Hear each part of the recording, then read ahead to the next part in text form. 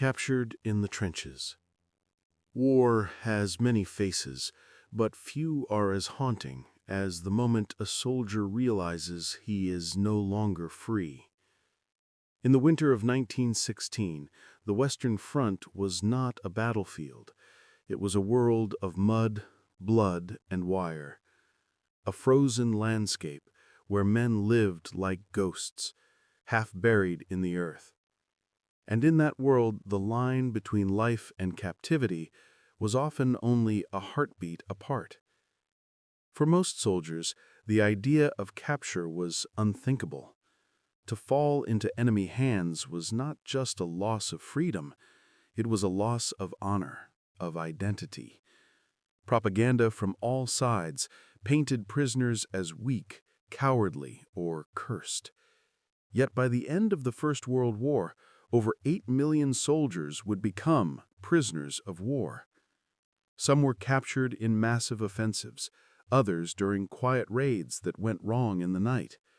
A few simply got lost in the chaos and walked straight into the arms of the enemy.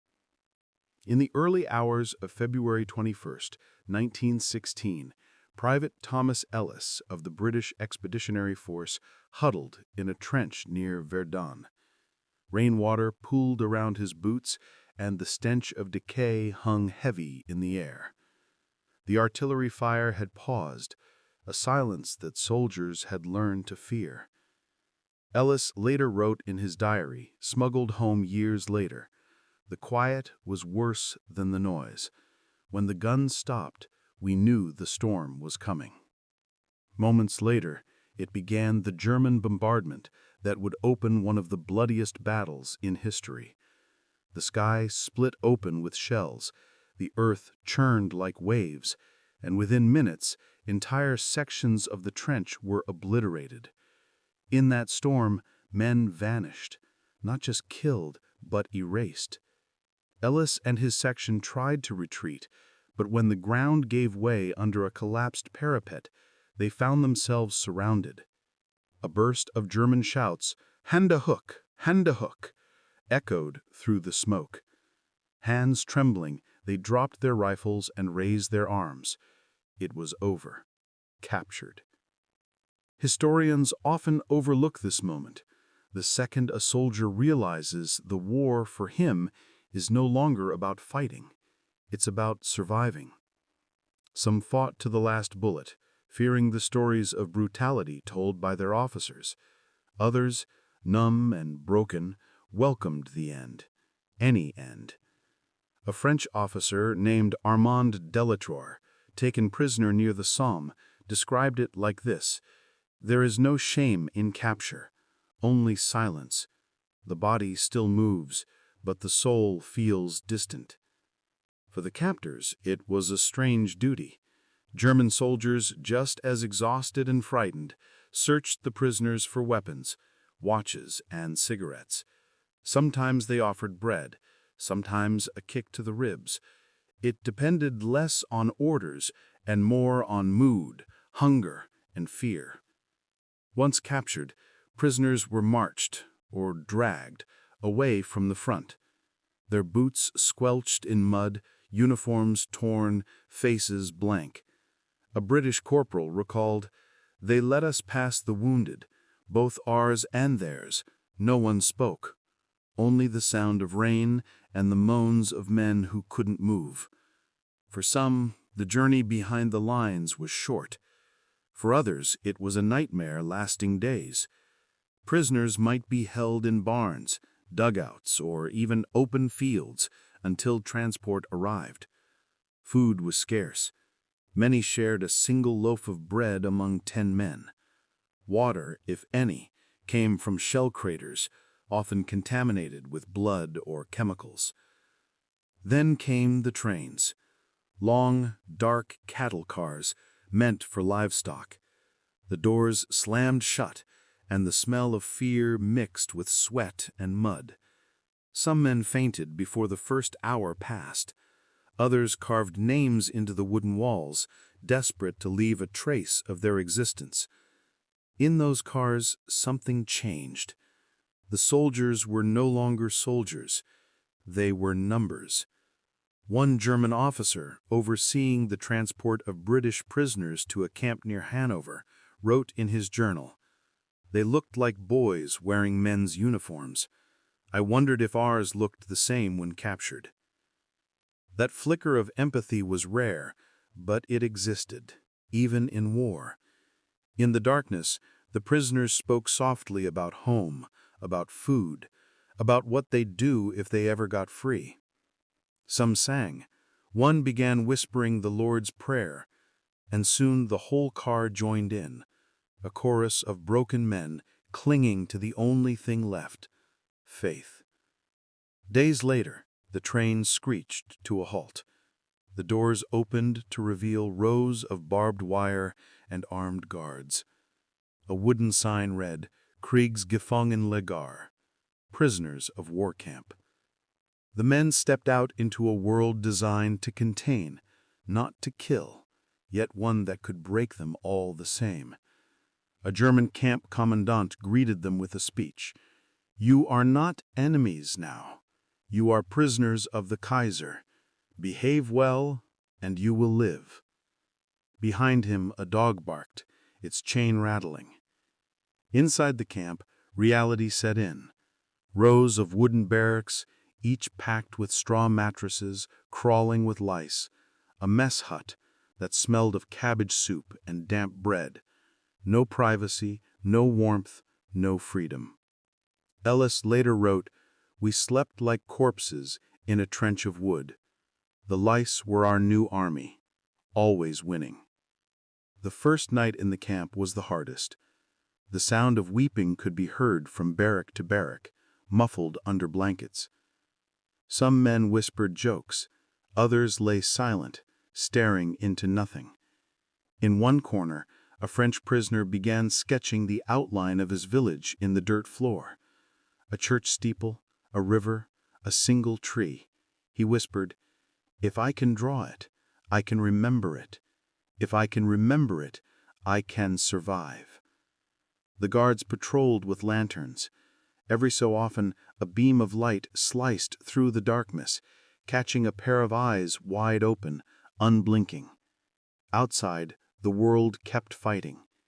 Inside, the prisoners began a different kind of battle, one against despair, hunger, and time. By morning, the reality of captivity had fully settled in.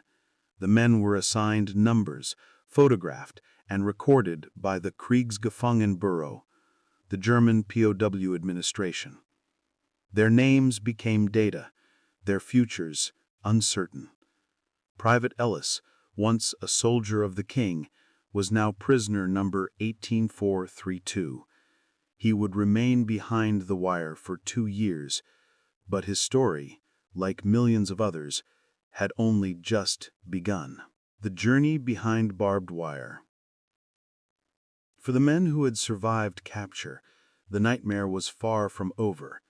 The moment they were marched out of the battlefield and beyond the line of gunfire, a new kind of war began.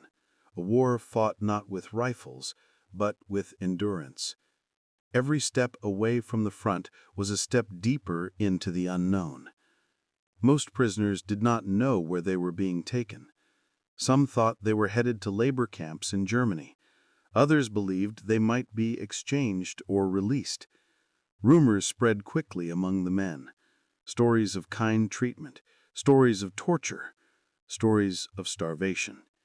None knew which to believe.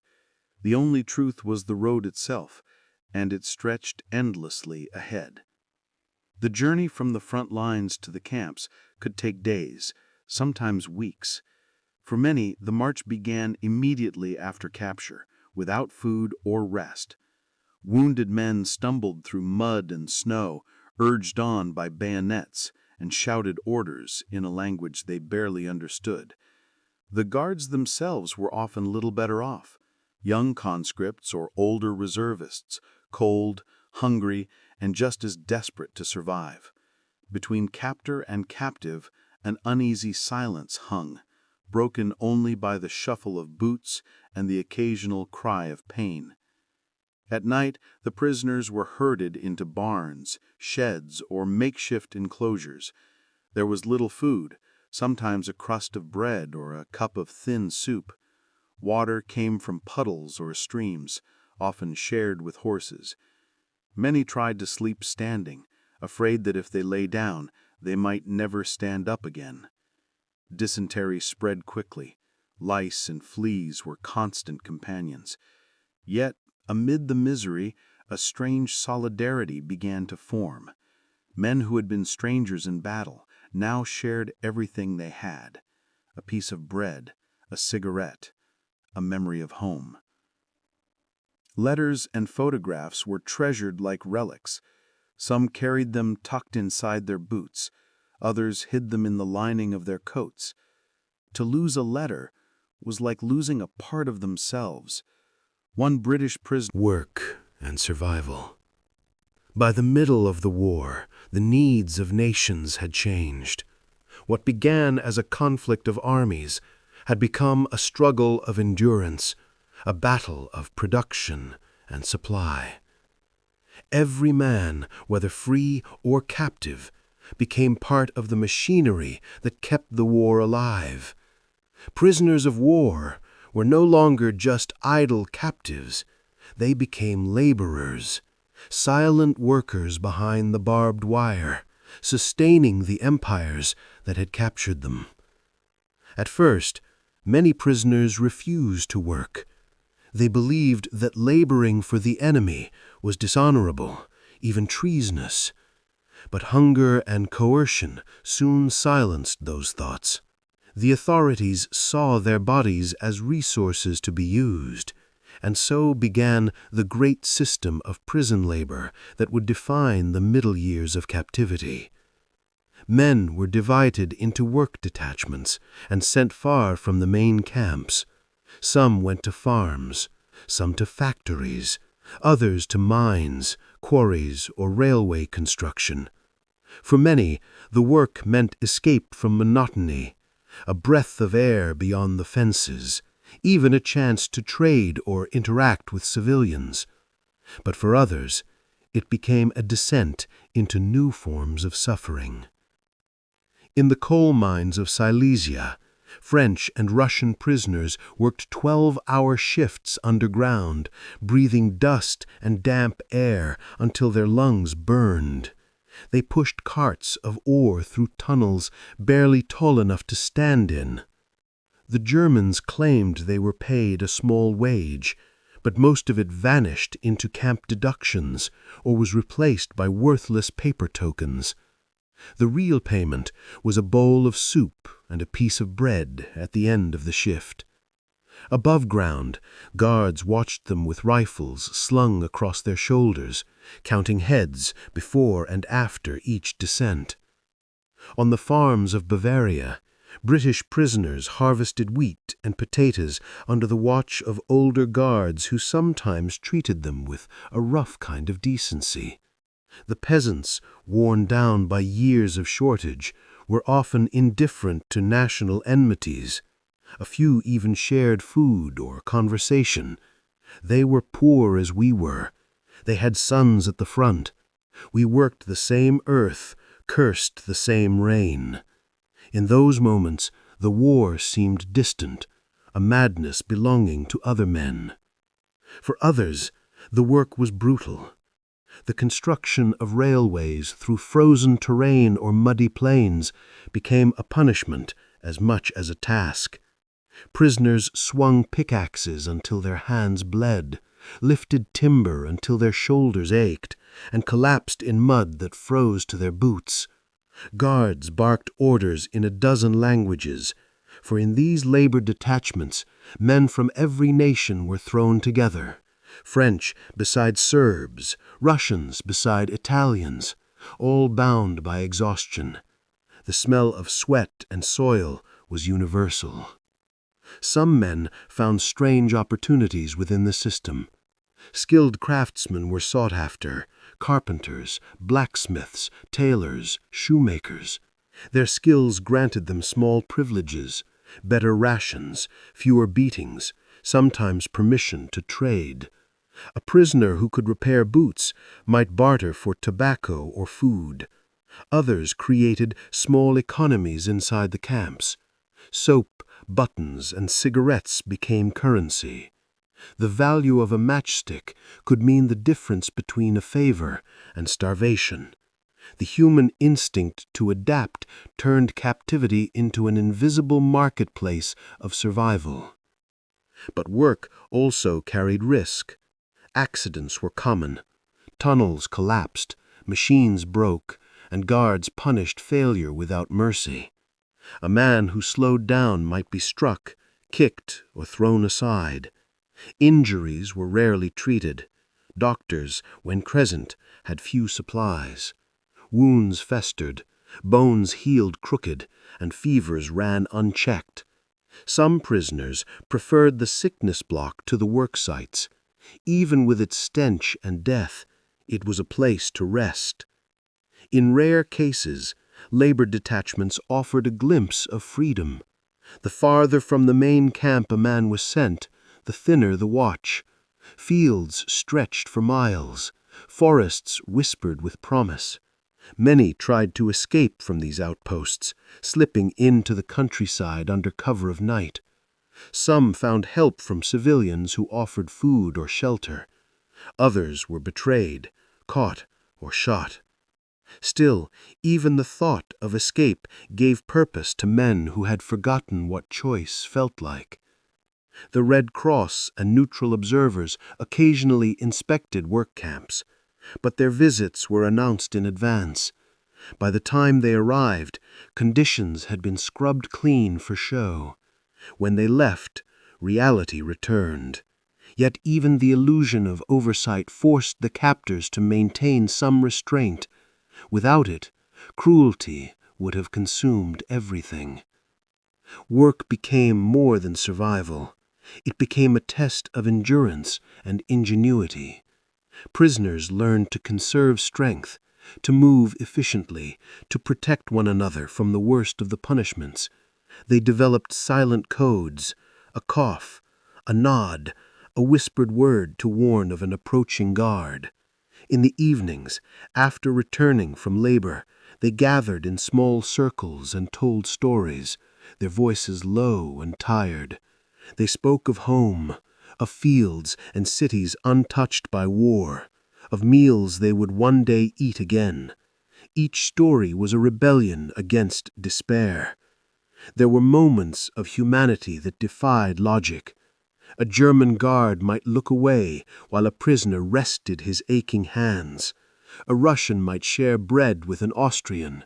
A Frenchman might teach a guard a few words of his language, and the two would laugh at the sounds.